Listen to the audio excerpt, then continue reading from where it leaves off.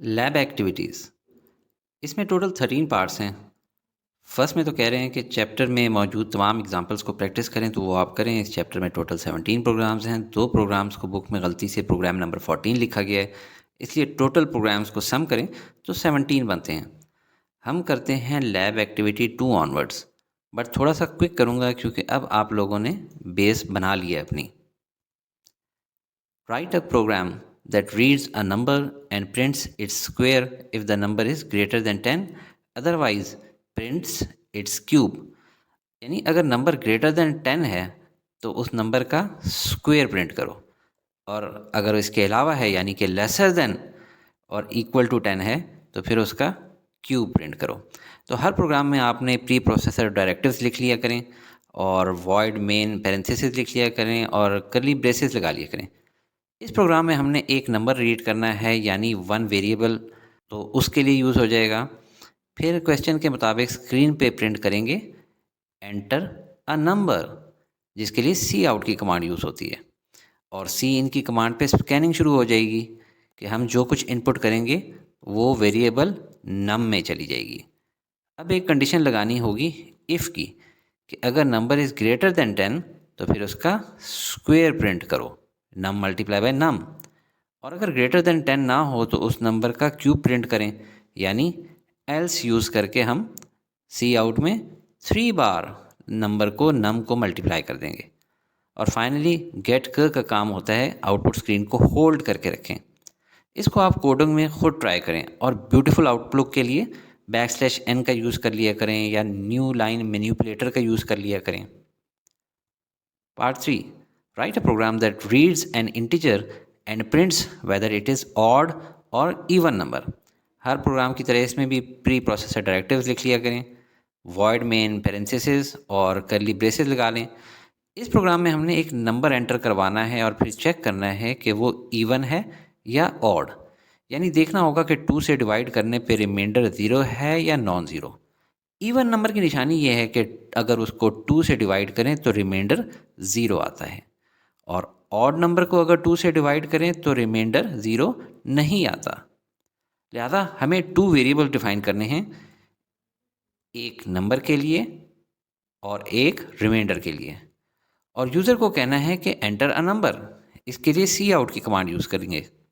फिर सी इन की कमांड की वजह से कंप्यूटर स्कैनिंग शुरू कर देगा, और जो नंबर हम एंटर करेंगे वो वेरिएबल एन में चला जाएगा। अब ट्रिकी पार्ट है कि आपने रिमाइंडर मालूम करना है, जिसके लिए एंटर्ड नंबर को डिवाइडेड बाय 2 करना है यूजिंग परसेंटेज साइन, जिससे हमें रिमाइंडर आर मिल जाता है। आगे बहुत आसान है, इफ़ एल्स की कंडीशन लगा लें। If remainder is equal to 0, अगर रिमाइंडर 0 तो क्या मतलब होगा कि वो इवन नंबर आएगा, लिहाजा हम लोग सी आउट कर देंगे उस नंबर को और साथ में लिख देंगे इज़ एन इवन नंबर, और एल्स के अंदर सी आउट कर देंगे उस नंबर को और लिख देंगे इज़ एन ऑड नंबर। क्योंकि देखें ये जो आर के अंदर रिमाइंडर आ चुका था, अब इसको हम चेक करें। इफ़ आर इक्वल्स टू 0 तो ये आउट करो कि इज़ एन इवन नंबर, और नंबर एन जो हमने शुरू में एंटर किया था वो भी यहाँ पे छाप दो। एल्स ये सी आउट के थ्रू एन यानी जो ऑड नंबर लिखा होगा उसके साथ लिख देंगे इज़ एन ऑड नंबर। आखिर में गेट कर लिखना ना भूलें, ये आपकी स्क्रीन को होल्ड करके रखेगा। Number 4, write a program that reads 3 numbers and prints the largest one. हर प्रोग्राम की तरह प्री प्रोसेसर डायरेक्टिव्स लिख लिया करें, और वॉइड मेन पैरेंथेसिस और साथ में कर्ली ब्रेस लगा लें। इस प्रोग्राम में हमने 3 नंबर्स रीड करवाने हैं और चेक करना है कि सबसे बड़ा कौन सा है, लार्जेस्ट कौन सा है। तो हम 4 वेरिएबल डिफाइन कर लेते हैं, num1, num2, num3 और लार्जेस्ट, और डेटा टाइप इनकी रखी है इंटीजर। अब हम चाहते हैं कि स्क्रीन पे प्रिंट हो कि एंटर 3 नंबर्स, तो ये सी आउट की कमांड के थ्रू इन्वर्टेड कॉमर्स में लिख लेंगे। अब सी इन की कमांड की वजह से स्कैनिंग शुरू हो जाएगी। हम जो 3 नंबर्स एंटर करेंगे वो num1, num2 और num3 वेरिएबल्स में चले जाएंगे। अब चेक करना है कि लार्जेस्ट कौन सा है। इसके लिए हम हर नंबर को बाकी 2 से कंपेयर करेंगे, और उसके लिए कौन सी कंडीशंस लगाएंगे, इफ़ नहीं, इफ़ में तो सिर्फ एक को चेक करते हैं, इफ़ एल्स नहीं, उसमें तो 2 को, और यहाँ पे 3 है तो एल्स इफ़ यूज़ करेंगे। जैसे कि अगर नंबर 1 ग्रेटर हो नंबर 2 से भी और नंबर 3 से भी, तो हम लिखेंगे इफ़, और कंडीशन लगाएंगे कि अगर नंबर 1 नंबर 2 से भी ग्रेटर है और नंबर 1 नंबर 3 से भी ग्रेटर है, तो इसका मतलब है कि नंबर 1 लार्जेस्ट है, यानी largest is equal to number 1। इस तरीके से जो नंबर 1 की वैल्यू होगी वो हमारे वेरिएबल लार्जेस्ट में चली जाएगी। इसी तरह एल्स इफ करके अब ऊपर वाला काम हम नंबर 2 के लिए भी कर लेते हैं, यानी number 2 is greater then number 1 and number 2 is greater then number 3। ऐसी सूरत में लार्जेस्ट वेरिएबल के अंदर नंबर 2 की वैल्यू ले जाओ। और फाइनली एल्स के साथ लिखने की ज़रूरत नहीं है कि number 3 is greater then number 1 and number 3 is greater then number 2। क्यों? क्योंकि ये लास्ट कंडीशन है, ना भी लिखें तो वो अंडरस्टूड है कंप्यूटर को कि इसका यही मतलब है। और इसके नीचे अब हम लिख देंगे largest is equal to number 3। तो नंबर 1 नंबर 2 और नंबर 3 में से जो बड़ा नंबर होगा वो वेरिएबल लार्जेस्ट में आ चुका होगा अब तक। अब सिंपल आपने सी आउट की कमांड के ज़रिए प्रिंट करना है द लार्जेस्ट नंबर इज़ और फिर वेरिएबल लार्जेस्ट बगैर इन्वर्टेड कॉमास के, और आखिर में गेट क की वजह से आउटपुट को होल्ड रखें। और जैसे आपने मेन फंक्शन को स्टार्ट करते हुए ब्रेस से ओपन किया था, अब ब्रेस से क्लोज़ भी करना है। Write a program that reads a letter and prints whether it is a lowercase letter or an uppercase letter। तो हर प्रोग्राम की तरह प्री प्रोसेसर डायरेक्टिव्स लिख लिया करें, वॉइड मेन पेरेंथिसिस और कर्ली ब्रेस लगा लें। इस प्रोग्राम में हमने एक कैरेक्टर रीड करना है और बताना है कि ये स्मॉल केस लेटर है या अपर केस लेटर। इसलिए हम वेरिएबल लेटर को डेटा टाइप कैरेक्टर से डिफाइन कर लेते हैं और फिर प्रिंट करेंगे enter a letter using cout command. फिर सी इन की कमांड एग्जीक्यूट होने पे स्कैनिंग शुरू हो जाएगी, जो भी की हम प्रेस करेंगे वो एज कैरेक्टर वेरिएबल लेटर में स्टोर हो जाएगी। अब इफ़ की कमांड यूज़ होगी जिसमें हम कंडीशन लगाएंगे कि if letter is greater than और equal to small a and letter is smaller than और इक्वल टू स्मॉल जेड है, तो सी आउट की कमांड यूज़ करते हुए प्रिंट करो you entered a lower case letter. फिर एल्स इफ की कमांड यूज़ करेंगे और कंडीशन लगाएंगे कि if letter is greater than और equal to capital a and letter is smaller than और इक्वल टू कैपिटल जेड, तो ऐसी सूरत हाल में सी आउट की कमांड यूज़ करते हुए प्रिंट करो you entered an upper case letter. अब ये भी तो हो सकता है कि कोई गलती से अल्फ़ाबेट्स की जगह कोई और की प्रेस कर दे। उस केस को हैंडल करने के लिए एक अच्छा प्रोग्राम एक और एल्स भी साथ में लगाता है और उसके साथ सी आउट कर देगा the input is not a letter. यहाँ तक हमारा मेन कोड ख़त्म हो चुका है, लेकिन गेट ख ज़रूर लगाएं ताकि आपकी स्क्रीन होल्ड रहे, और प्रोग्राम को एंड करने के लिए ब्रेस भी लगानी है। Write a program that reads an integer and prints its multiplicative table up to 20, यानी पहाड़े लिखने हैं, टेबल्स लिखने हैं। वही काम हर प्रोग्राम में प्री प्रोसेसर डायरेक्टिव्स लिख लिया करें, वॉइड मेन एंड पेरेंथिसिस और कर्ली ब्रेस लगा के स्टार्ट करें। इस ब्रेस में हमने एक इंटीजर रीड करना है और उसका टेबल लिखना है अप टू 20। मिसाल के तौर पे 5 का टेबल लिखना है तो आप रफ वर्क में पहले बना लें टेबल। 5 कांस्टेंट है तो 5 1 ज़ा 5, 5 2 ज़ा 10, 5 3 ज़ा 15, सो ऑन कहाँ तक 5 20 ज़ा 100।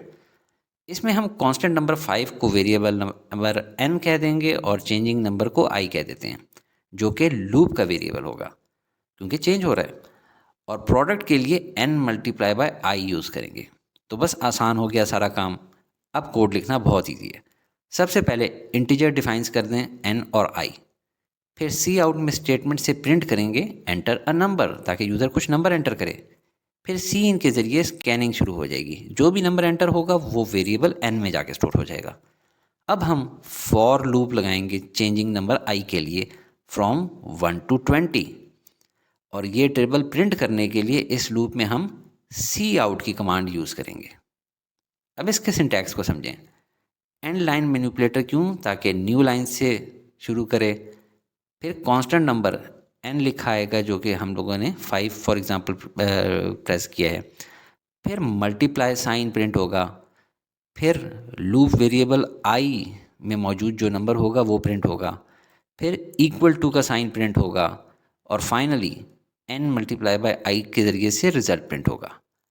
लूप कंप्लीट होने पे जब बाहर आएगा तो गेट क की कमांड और ब्रेस से फाइनली प्रोग्राम को एंड करेंगे। Part 7। Sameer works in a firm as a programmer and is getting a monthly pay. Write a program to take his basic pay as input through the keyboard and calculate his net pay. His net pay is to be calculated. Net pay is equal to basic pay plus house rent. Sameer gets house rent based on his basic pay according to the following scheme. Following scheme क्या है ये थोड़ा सा समझ लें कि laser than और equal to 30,000 हो तो उस बंदे को हाउस रेंट भी दिया जाता है कि आप किराए पे घर भी ले लें 30% ऑफ बेसिक पे के हिसाब से। और बेसिक पे अगर 30,000 से 50,000 के बीच में हो तो हाउस रेंट भी बढ़ जाता है। देखें जो जो इंसान सीनियर होता जाता है ज़िंदगी में, घर भी बड़ा होता जाता है, फैमिली बच्चे ज़्यादा हो जाते हैं, उनके खर्चे बढ़ जाते हैं, तो हाउस रेंट भी उसका बढ़ा दिया गया है। बेसिक पे भी बढ़ा रहे हैं और हाउस रेंट भी बढ़ा रहे हैं। ठीक है, इसी तरह ग्रेटर देन 50,000 हो तो हाउस रेंट कितना हो जाता है 40% ऑफ बेसिक पे। तो हम लोगों ने एक प्रोग्राम लिखना है टू कैलकुलेट नेट पे ऑफ समीर। तो एक चीज़ आपको बताता चलूँ, 30% ऑफ बेसिक पे जब हम लोग निकालेंगे, 30% क्या होता है? 30% का मतलब होता है 30 डिवाइडेड बाई 100, जिसको हम लिख सकते हैं 0.30। इसी तरह 35% को लिख सकते हैं 0.35 और 40% को 0.40। ये चीज़ आप थोड़ा सा जहन में रखिएगा। अब हम इस कोड को थोड़ा सिंपल करने के लिए ऐसे लिख लेते हैं ताकि आपकी स्क्रीन क्लियर रहे। सबसे पहले प्री प्रोसेसर डायरेक्टरीज लिख लिया करें, वॉइड मेन पैरेंथेसिस और ब्रेसेस लगा लें। इस प्रोग्राम में हमने बेसिक पे रीड करनी है, यानी यूज़र से एंटर करवानी है, उसकी बेसिस पे हाउस रेंट कैलकुलेट करना है और फिर फाइनली टोटल नेट पे कैलकुलेट हो जाएगी बेसिक पे और हाउस रेंट को ऐड करके। इसके लिए 3 वेरिएबल डिफाइन कर लेते हैं टाइप फ्लोट में, नेट पे, बेसिक पे और हाउस रेंट। जितना छोटा वेरिएबल डिफाइन करेंगे तो आपको कोड लिखने में आसानी होगी। और हमने फ्लोट क्यों डिफाइन किया, देखें हो सकता है आपकी पे तो 55,000 हो लेकिन बेसिक पे 55,000 हो, लेकिन जब हाउस रेंट कैलकुलेट करेंगे परसेंटेज के हिसाब से तो वो हो सकता है डेसिमल्स में आ जाए। तो इसलिए हम लोगों ने फ्लोटिंग पॉइंट में डिसाइड किया। अभी चलते जाते हैं एक एक स्टेप करके। सबसे पहले हम लोग सी आउट करेंगे कि एंटर बेसिक पे। यूज़र से हम पूछ रहे हैं अपनी तनख्वाह एंटर करो।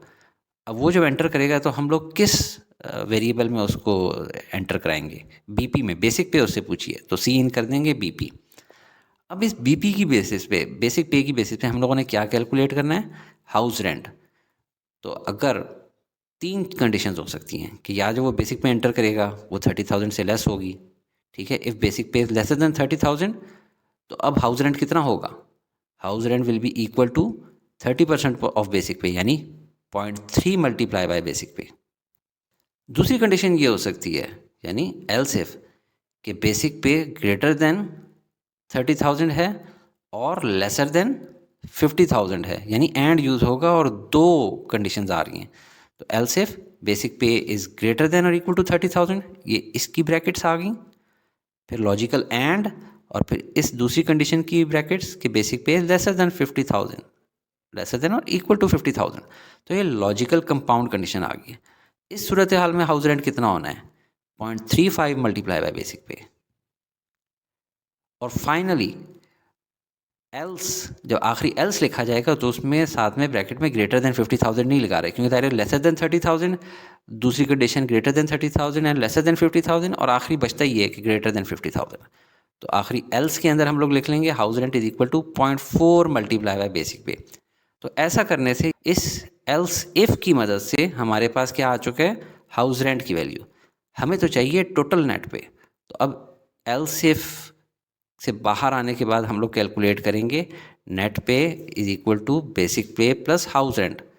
तो बेसिक पे और हाउस रेंट, बेसिक पे क्या थी जो उसने ऐड की, हाउस रेंट जो इन तीनों में से कोई हमारी कंडीशन अप्लाई हुई। अब नेट पे भी हमारे पास आ गई है। तो अब क्या करना होगा, हम लोगों ने फाइनली प्रिंट करना है। तो सी आउट की कमांड की मदद से प्रिंट करेंगे न्यू लाइन पे कि net pay is equal to inverted commas close, क्योंकि ये एज इट इज़ लिखा आना चाहिए और जो वैल्यू लिखनी है वो जो कि नेट पे के अंदर हो। और फिर गेट कर कमांड की वजह से स्क्रीन को होल्ड रखेंगे और ब्रेसेस से प्रोग्राम को एंड कर देंगे। Write a program that will produce a table of equivalent temperatures in both Fahrenheit and Celsius with an increment of 5 from 50 to 100 as given below। तो ये फ़ारेनहाइट का टेबल हो गया 50 से लेकर 100 तक विद एन इंक्रीमेंट ऑफ 5। ये Celsius का हो गया और ये इसका conversion formula C equal to 5/9 into F-32। हर प्रोग्राम में प्री प्रोसेसर डायरेक्टिव्स लिख लिया करें, वॉइड में इन पैरेंथेसिस और ब्रेसेस लगा लें। इस प्रोग्राम में हमें आउटपुट टेबल की शक्ल में चाहिए है, जिसमें फ़ारेनहाइट इंटीजर्स में है और सेल्सियस जो है वो फ्लोटिंग पॉइंट्स यानी डेसिमल्स में है। इनके वेरिएबल्स अकॉर्डिंगली हम डिफ़ाइन कर लेंगे, फ़ारेनहाइट का इंटीजर f और सेल्सियस का फ्लोट c। याद रखें, जितना आपका वेरिएबल छोटा होगा ना, आगे आपको फार्मूला लगाने में, लूप्स लगाने में बहुत आसानी होगी। अब हेडिंग लिखनी है टेबल की, और उसके लिए सी आउट की ऐसी स्टेटमेंट हम यूज़ करेंगे। इसमें हमने सेट विड्थ 10 यूज़ की है, जो कि वर्ड फ़ारेनहाइट के अल्फ़ाबेट्स जो कि 10 हैं उनकी वजह से यूज़ की है। फिर वर्ड सेल्सियस में तो 7 अल्फ़ाबेट्स हैं, मगर हमने सेट विड्थ 15 यूज़ की है, ताकि दोनों वर्ड्स के बीच में लगभग 8 अल्फ़ाबेट्स का गैप भी हो। अब हम फॉर लूप लगाएंगे फ़ारेनहाइट के लिए, और इसमें देखें f इक्वल टू 50 है, f less than equal to 100 और increment f equal to f plus 5 लगाया हुआ है। और हर बार लूप में सेल्सियस को कैलकुलेट करेंगे, यानी हर फ़ारेनहाइट की वैल्यू के लिए सेल्सियस की वैल्यू कैलकुलेट करेंगे इस फॉर्मूले से, f-32 whole into 5 divided by 9.0। 5 divided by 9.0 को मैंने 5.0 ओवर 9.0 क्यों लिखा है, 5 ओवर 9 क्यों नहीं लिखा? क्योंकि हमें c की वैल्यू क्या चाहिए, फ्लोट, और हम चाहते हैं ये सारी कैलकुलेशन फ्लोट में हो, हालांकि हमारे पास f जो है वो किस में है, इंटीजर में, इसलिए इसको हम लोगों ने फ्लोट टाइप पे लिख दिया है। फॉर लूप में दूसरा काम जो हमने करना है वो सी आउट की स्टेटमेंट लिखनी है। तो सी आउट स्टेटमेंट के नतीजे में फ़ारेनहाइट और सेल्सियस प्रिंट होगा। फ़ारेनहाइट और सेल्सियस दोनों के लिए सेम सेट विड्थ यूज़ की है जो हमने ऊपर यूज़ की थी। इससे होता क्या है, देखें, फ़ारेनहाइट की हम लोगों ने सेट विड्थ यूज़ की है 10। अब जब नीचे इसने फ़ारेनहाइट को प्रिंट करना है तो उसकी सेट विड्थ भी 10 कर रहा है, यानी जब यहाँ से शुरू करे तो बस 10 तक करना है। मिसाल के तौर पे अगर 50 की जगह 150 होता तो यहाँ से शुरू करता। इस तरह ये राइट अलाइन हो जाता है फ़ारेनहाइट के साथ। इसी तरह सेल्सियस को प्रिंट करना है तो उसकी सेट विड्थ दिख दी है 15, कि यहाँ से आगे 15 जगहें हैं जिनमें आपने लिख सकते हैं। तो वो ज़ाहिर बात है बिल्कुल एक्सट्रीम राइट पे लिखेगा, तो ये राइट अलाइन हो जाएगा और बिल्कुल टेबल की शक्ल दिखाई देगी। फाइनली लूप एंड कर देना है और गेट का यूज़ होगा, जिसकी मदद से आपकी स्क्रीन जो है वो डिस्प्ले पे रहती है। आखिर में क्लोजिंग ब्रेस लगा देनी है। तो ये सिंपल सा प्रोग्राम है। Number 9, write a program that prints the sum of following sequence using for loop. Sum is equal to 30 plus 33 plus 36 plus 39 plus up to 60। तो हर प्रोग्राम में प्री प्रोसेसर डायरेक्टिव्स लिख लिया करें, वॉइड मेन पेरेंथेसिस और करली brace लगा लें। इस प्रोग्राम में हमें नंबर 30 से 60 तक गिवन है विद इंक्रीमेंट ऑफ 3। तो हमने एक तो इंटीजर n लेना है एज वेरिएबल फॉर लूप, और एक वेरिएबल सम लेंगे जिसमें सम किया करेंगे। जब भी आगे किसी लूप में सम करना हो रिपीटेडली, तो उसको इनिशियलाइज कर लें विद 0। अच्छा, और इस लूप में हमने सम करना है उन तमाम नंबर्स को जो 30 से शुरू हो के 60 तक आएंगे विद एन इंक्रीमेंट ऑफ 3। शुरू में इसकी वैल्यू होगी 0 प्लस 30 इज इक्वल टू 30। कैसे? देखें, पहली दफ़ा जब लूप में आया है तो n की वैल्यू है 30, तो इसकी वैल्यू है 30, ये मैंने यहाँ पे लिख दी। इस वक्त सम की वैल्यू क्या थी, क्योंकि हम लोगों ने इनिशियलाइज किया था 0 पे, तो इस वक्त सम की वैल्यू है 0, तो वो ये है। दोनों को कंबाइन किया 0 प्लस 30, तो आंसर अब सम में आ गई है वैल्यू 30। जब दूसरी बार ये लूप चलेगा तो वैल्यू क्या आएगी, इसमें सम के अंदर आएगी 30 और इसमें आएगी 33। दोनों को सम करेंगे तो वैल्यू आ जाएगी 63। जब तीसरी बार ये लूप रन होगा तो यहाँ पे क्या वैल्यू आएगी, 63 और इधर 36। दोनों को सम करेंगे तो 99। सो ऑन चलते जाएंगे और फाइनली टोटल सम हमारे पास आ जाएगा 495। अब जब इतनी बार ये लूप रन हो गया है तो अब इस लूप से इसने क्या कर देना है, एग्जिट कर जाना है, और आगे सी आउट की कमांड एग्जीक्यूट करेगा, जिसमें हम लोग लिख रहे होंगे sum of given numbers is equal to, और इस सम की जगह वैल्यू आ जाएगी 495। गेट कमांड की वजह से हमारी स्क्रीन होल्ड रहेगी, आउटपुट स्क्रीन, और फिर फाइनली हमारा प्रोग्राम इस राइट ब्रेस की मदद से एंड हो जाएगा। Write the above program using while loop. तो इसमें आपको पिछले प्रोग्राम का कहा जा रहा है कि जो पिछले प्रोग्राम के अंदर आपने सम कैलकुलेट किया है वो अभी व्हाइल लूप की मदद से कैलकुलेट करो। तो इसमें आपको पिछले प्रोग्राम का फॉर लूप जहन में होना चाहिए,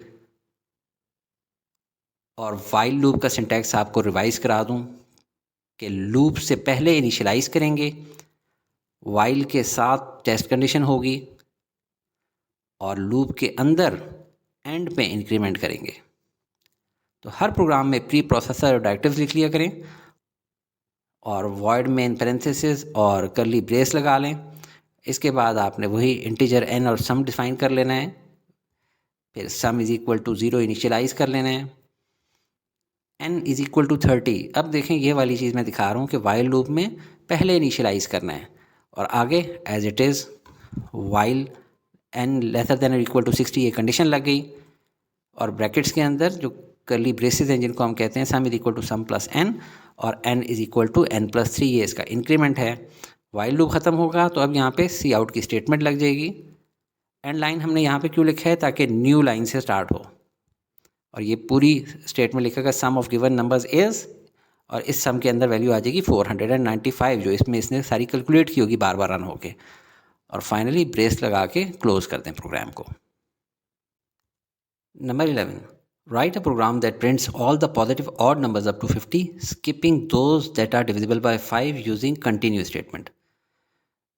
तो जो पॉजिटिव ऑड नंबर्स हैं अप टू 50 वो ये हैं और इनमें जो डिविजिबल बाय 5 हैं उनको मैं राइट कर देता हूँ, जो कि हैं 5, 15, 25, 35, 45।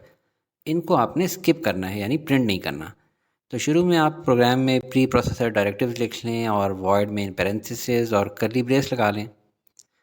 लूप के लिए वेरिएबल n को एज इंटीजर डिफाइन करते हैं, फिर फॉर लूप यूज़ करते हैं फ्रॉम 1 to 50 और इंक्रीमेंट देंगे 2 का ताकि इवन नंबर्स प्रिंट ही ना हो।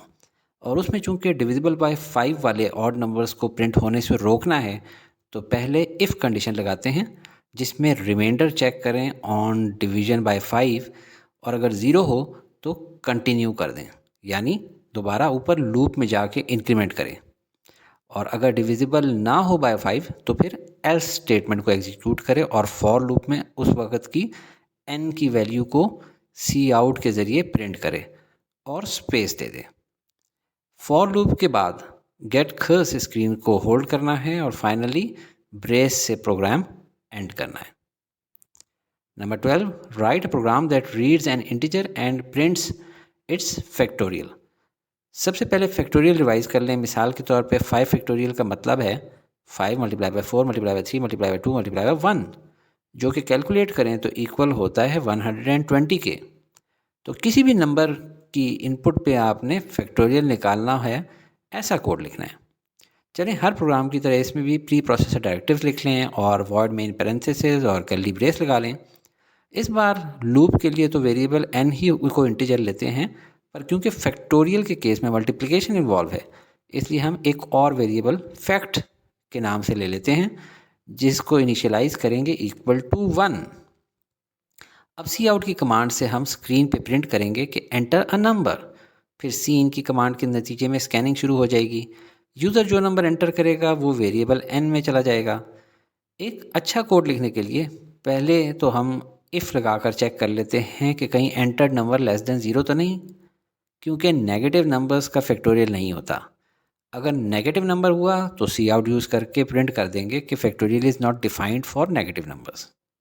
और अगर प्रॉपर नंबर हुआ तो उसको हम एल्स में डाल दिया करेंगे फॉर लूप लगाकर। लूप को आप देखें एंटर्ड नंबर n से शुरू करेंगे और फिर 1 का डिक्रीमेंट कर करके फाइनली 1 तक आ जाएगा। फॉर लूप जिस स्टेटमेंट को रिपीटेडली रन करेगा वो होगी factorial is equal to factorial multiply by i यानी लूप की वैल्यू, और एल्स के बाद फाइनली हमने कैलकुलेटेड आंसर लिखना है कि फैक्टोरियल में क्या वैल्यू आई एंड पे। तो उसके लिए सी आउट की कमांड यूज़ करेंगे और फाइनली गेट कर्स से स्क्रीन को होल्ड कर लेंगे और फाइनली ब्रेस से प्रोग्राम को एंड करना है। अब ज़रा रेफ में आपको दिखाता हूँ कि ये काम कैसे करता है ये फॉर का लूप, इसको ज़रा समझें। ठीक है, तो शुरू में हमारे पास इसको देख लें factorial is equal to factorial multiply by i हमने लिख लिया। तो शुरू में फैक्टोरियल की वैल्यू क्या है, हमने इनिशियलाइज़ किया 1 पे और आई की वैल्यू क्या है n, और n हम लोगों ने क्या एंटर किया है मिसाल के तौर पे 5, तो ये हो जाएगा 1 मल्टीप्लाई बाय 5 और इनको रन करने से वैल्यू इस फैक्टोरियल में क्या आ जाएगी 5। अब जब दोबारा से ये लूप रन होगा तो इसमें देखें कि आई की वैल्यू क्या हो जाएगी, कम होके 4 और फैक्टोरियल की वैल्यू क्या आ जाएगी 5, तो 5 मल्टीप्लाई बाय 4 20। अब दोबारा से जब ये लूप रन होगा तो आई की वैल्यू डिक्रीमेंट होकर हो जाएगी 3 और फैक्टोरियल की वैल्यू क्या है 20, तो 20 मल्टीप्लाई बाय 3 60। अगली दफ़ा रन करेगा तो ये हो जाएगा 2 और ये हो जाएगा 60, तो वैल्यू आ जाएगी 120। अगली दफ़ा रन करेंगे तो ये आखिरी बार रन होगा 1 multiply by 120 is equal to 120। तो ये फैक्टोरियल की वैल्यू आती है इस फॉर लूप के नतीजे में। Number 13, write a program that reads the coefficients a, b and c of the quadratic equation ax square plus bx plus c is equal to 0, ये quadratic equation है, and prints the real solution of x using the formula x is equal to minus b plus minus under the root b square minus 4ac divided by 2a। इस condition में आप देखें B square minus 4ac जो होता है ना उसकी तीन तरह की वैल्यूज हो सकती हैं, या तो वो इक्वल टू 0 होगा, तो इसका मतलब होगा सिर्फ वन रियल सोल्यूशन होगा। वन रियल सोल्यूशन क्यों होगा, क्योंकि अगर ये 0 है तो ये वाली टर्म तो कट गई, सिर्फ बच गया माइनस बी ओवर 2a। दूसरी ये हो सकती है कि बी स्क्वेयर माइनस 4ac की जो वैल्यू हो इस टर्म की वो ग्रेटर देन 0 हो, यानी पॉजिटिव नंबर हो, तो उस सूरत में इसके दो आंसर होंगे, यानी x की दो वैल्यू निकलेंगी, एक प्लस की वजह से और एक माइनस की वजह से, तो उनको हम x1 और x2 कह देंगे। और तीसरा, अगर B square minus 4ac lesser than 0 तो ऐसी सिचुएशन में कोई सोल्यूशन रियल नहीं होगा। अब हम प्रोग्राम शुरू करते हैं और इस बार हम लोगों ने एक extra pre processor directive add करना है, क्योंकि यहाँ हमें स्क्वायर रूट भी यूज़ करना होगा जो कि मैथ डॉट हेडर में होता है, और आपने वॉइड मैन पेरेंथेसिस और कर्ली ब्रेस से स्टार्ट करना है। इस प्रोग्राम में हमने 3 कोएफिशिएंट्स रीड करने हैं a, b और c, और x कैलकुलेट करना है जो कि कुछ केसेस में 2 वैल्यूज़ होती हैं जिनको x1 और x2 कहेंगे, और इस condition B square minus 4ac को चेक करना है, लिहाजा इसको भी हम एक नाम दे देते हैं, इसको वेरिएबल दे देते हैं कंडीशन। तो अब देखें हम टोटल 6 वेरिएबल डिफाइन कर लेते हैं as float a, b, c, x1, x2 और कंडीशन। अब सी आउट और सी इन करते हैं कोएफिशिएंट्स रीड करने के लिए। सी आउट करें, एंटर कोएफिशिएंट a, सी इन कर लें, कोएफिशिएंट a के अंदर वैल्यू जो है आ जाएगी, जो भी हम एंटर करेंगे इस वेरिएबल a के अंदर वैल्यू आ जाएगी। फिर एंटर कोएफिशिएंट b, अब सी इन के नतीजे में स्कैनिंग होगी, जो वैल्यू हम एंटर करेंगे वेरिएबल b में आ जाएगी।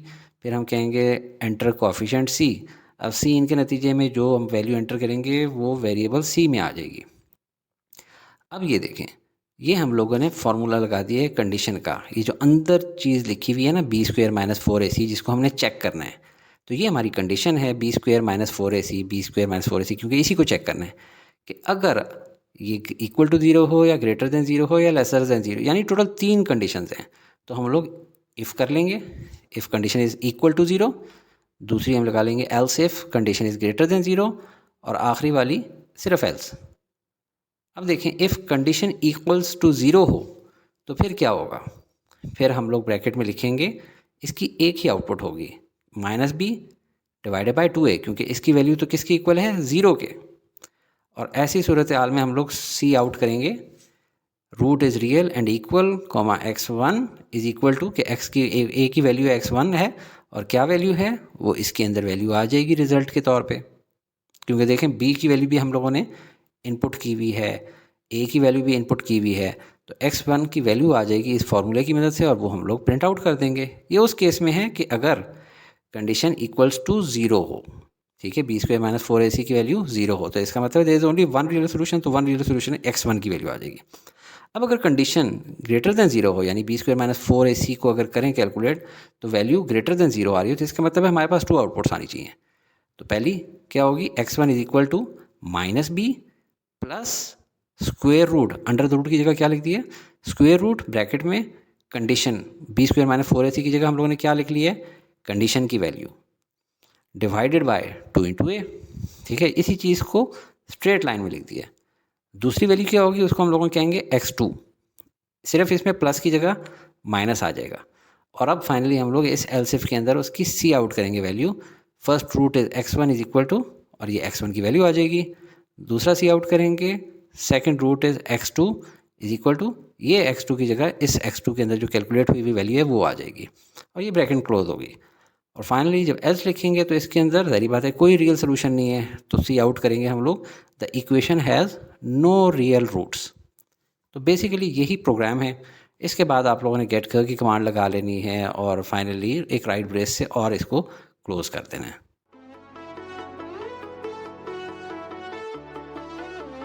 Study with me, a learning experience.